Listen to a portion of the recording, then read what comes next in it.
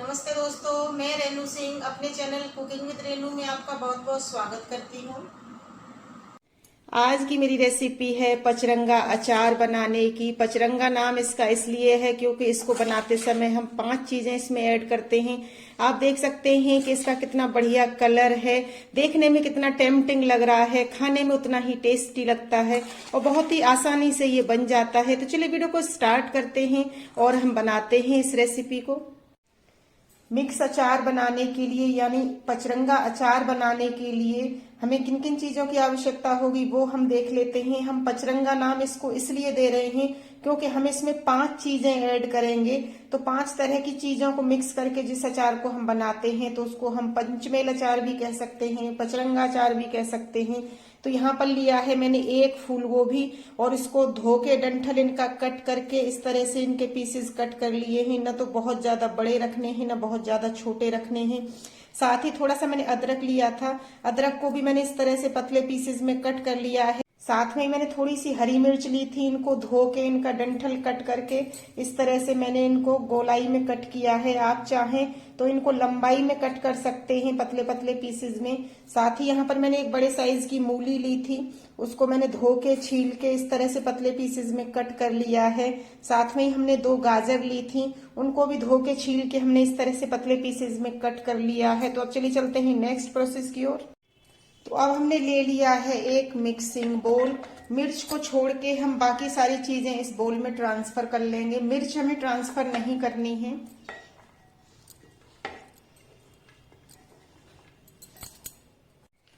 तो अब मैं इसमें ऐड कर रही हूँ 3 चम्मच नमक। मैं आपको चम्मच दिखा देती हूँ किस साइज की मैंने ली है। नमक ऐड करने से जो भी इसमें जम्स होंगे वो भी आसानी से निकल जाएंगे। मूली में जो तीखापन होगा वो भी निकल जाएगा और अचार हमारा बहुत ही टेस्टी बनके तैयार होगा। तो यहाँ पर मैंने इसमें 3 चम्मच नमक ऐड कर दिया है और अब मैं इसमें ऐड कर रही हूँ 1 चम्मच हल्दी पाउडर।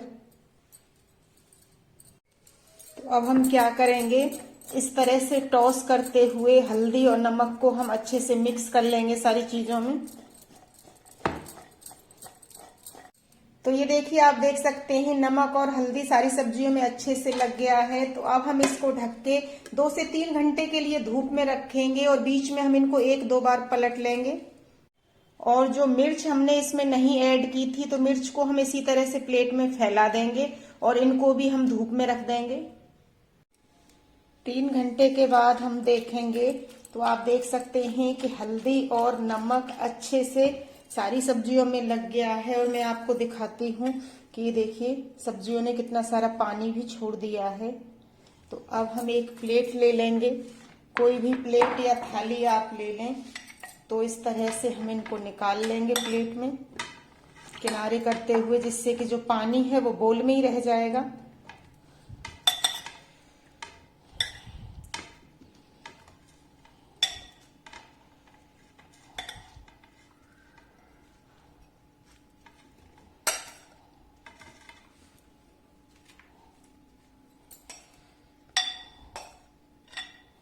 ये देखिए, तो इस पानी को हम अलग कर देंगे और इन सब्जियों को हम इस तरह से प्लेट में फैला देंगे। बहुत ज्यादा अगर लग रही होंगी तो 2 प्लेट में फैला देंगे। प्लेट में फैलाने के बाद अब हम इनको 1 से 2 घंटे के लिए धूप में रख देंगे। हमें इन्हें बहुत ज्यादा नहीं सुखाना है, बस इनमें जो मॉइस्चर है हमें इसको सुखाना है। तो अब मैं इस प्लेट को रखने जा रही हूँ धूप में।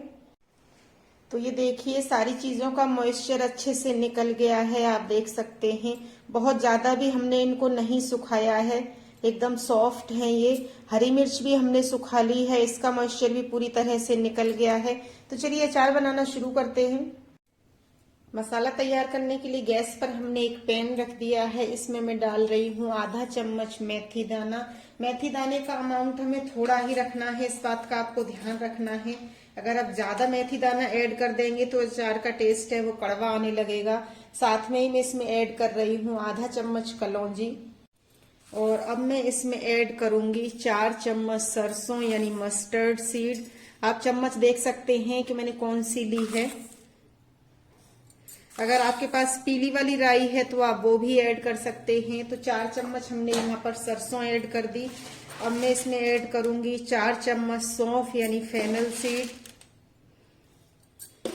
मसाले अगर आपको अचार में कम पसंद है तो आप इनका अमाउंट कम भी रख सकते हैं। अब मैं इसमें ऐड कर रही हूँ आधा चम्मच अजवाइन। थोड़ी सी आप अजवाइन अचार में जरूर ऐड करें, उससे बहुत अच्छा टेस्ट आता है। मीडियम फ्लेम पर हम इन सारे मसालों को हल्का सा भून लेंगे, जिससे कि जो भी इनमें नमी होगी, जो भी मॉइस्चर होगा वो निकल जाएगा। और इस तरह से जब हम अचार बनाते हैं तो बहुत ही टेस्टी भी बनता है और काफी लंबे समय तक चलता है। मसालों को हमने मीडियम फ्लेम पर 3 से 4 मिनट इनको भून लिया है। आप देख सकते हैं कि सरसों चटकने लगी है, इनमें से हल्की सी खुशबू भी आने लगी है। तो गैस की फ्लेम को हम ऑफ कर देंगे और इनको हम पूरी तरह से ठंडा कर लेंगे। जैसे ही मसाले ठंडे हो जाएंगे तो एक मिक्सी जार में डाल के हम इनको दरदरा पीस लेंगे। हमें इनका फाइन पाउडर बिल्कुल नहीं बनाना है। तो ये देखिए, मैं आपको दिखाती हूँ कि मसाले हमने किस तरह से रखे हैं। इनको दरदरा ही पीसा है, फाइन पाउडर हमने इनका नहीं बनाया है। तो चलिए मसाला तैयार कर लेते हैं। अब हमने ले लिया है एक मिक्सिंग बोल। जो भी आप बर्तन लें वो भी पूरी तरह से सूखा हुआ होना चाहिए।